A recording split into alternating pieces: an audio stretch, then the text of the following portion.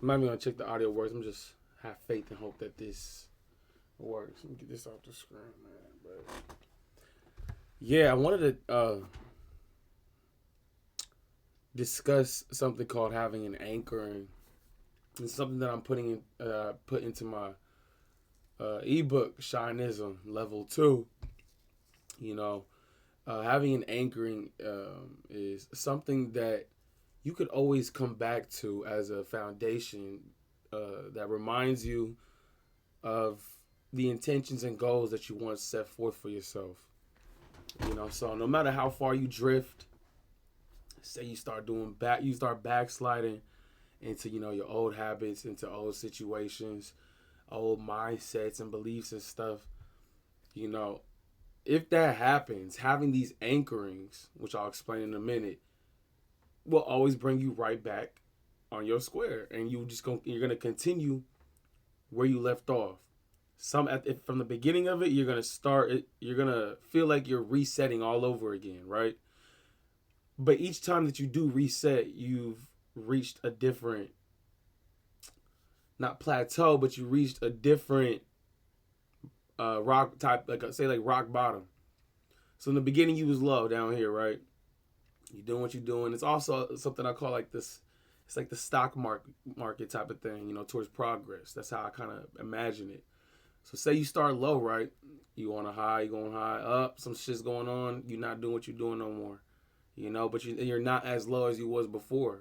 You're still on an uptrend, but if you can't see it like that, then it's gonna be hard for you to, keep progressing in that direction, and that's how you can end up just being on a downtrend because you're not taking a step back and fully seeing what's going on. You zoomed in too much. You two zoomed in at the 1 minute time frame, 30-second time frame.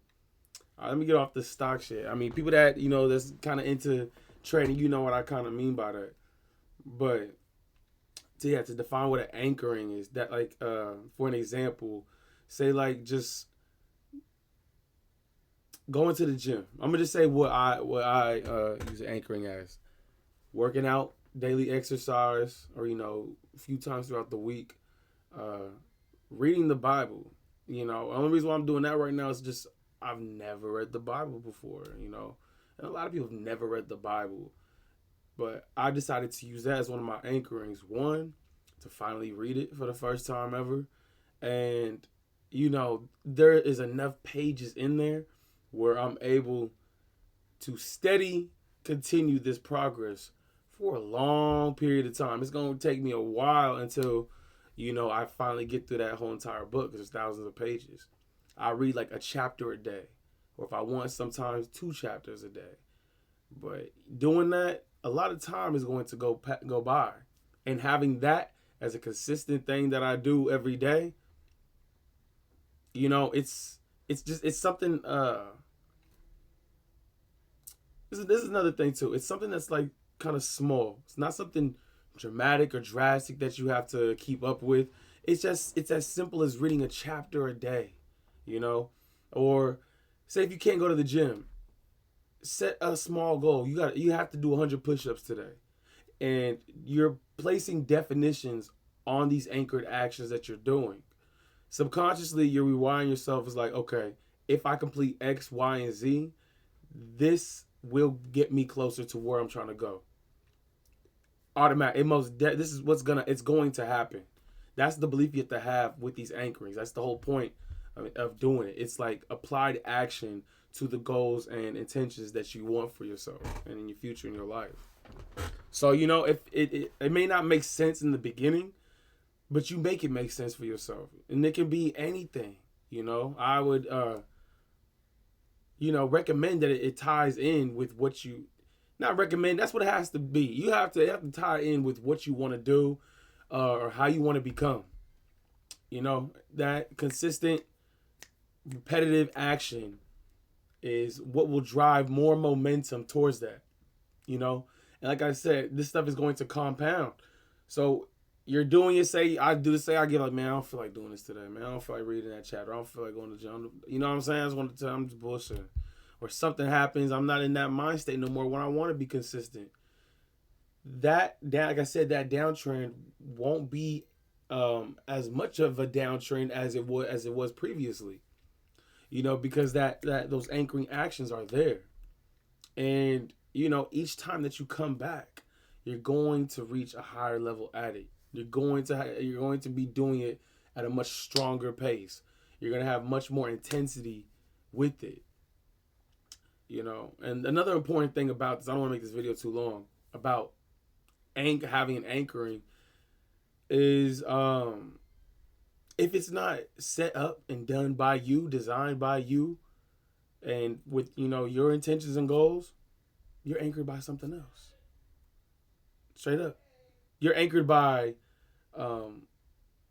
external things, either for somebody else or something else, like a job. You're anchored to your job. You're prioritizing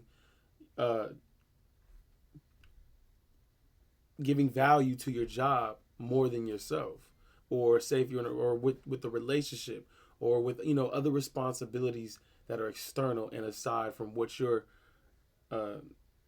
true desires actually are. So if you're not doing that, then that's the trade-off. It's going towards something else. That's basically what I'm trying to say.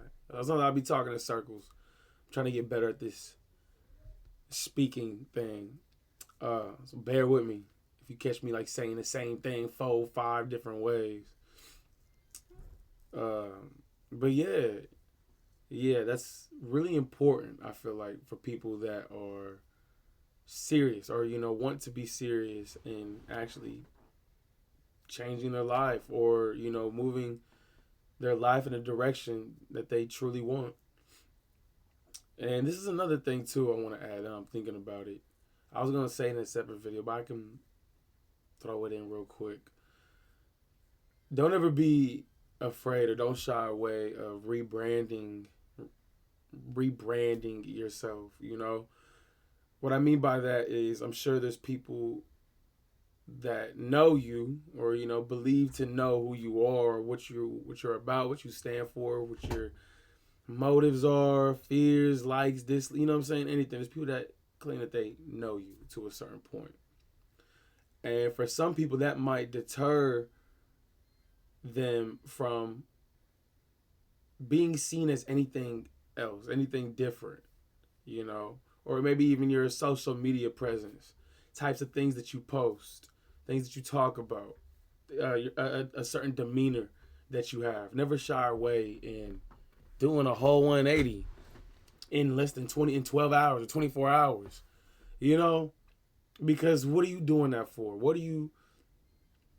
are you holding yourself back for the entertainment of others? Not even entertainment, but for them, for their comfort, or just for their own familiarity. What does that do for you? Does that, if it's not benefiting you in some type of way, what is the point in doing that? Why hinder yourself from what you truly want? Who cares if it may come off as fake? Oh, you're fake. Man, you trying to switch up, man. Yeah, that ain't true. You don't be doing that. If it's awkward, if even if there's going to be work and things that you have to change about yourself in order to make that full transition. That's another thing. But the main thing, don't shy away from doing that just for the sake of other people. They're not you. You are the only person that truly, truly knows you, if you take the time to do that. And look, that's not everybody. A lot of people don't know themselves. Like I just stated before, why do all that? Some people value that more than they value themselves, which I completely disagree in operating. But you're only you. You're only going to be you with this name that you have, with this face where you are and this life. You're only going to do this as this person one time.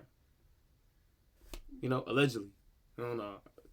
Who knows? But imagine, if you're only going to do this one time as you in this moment in time. What's today's date? 1/27/2026. You are only going to be you in this day and age. There's no one that's ever going to be this expression ever again. So why not try your best to have full autonomy on how you will be expressing you, and living the rest out of this life. Do it for you. That's it.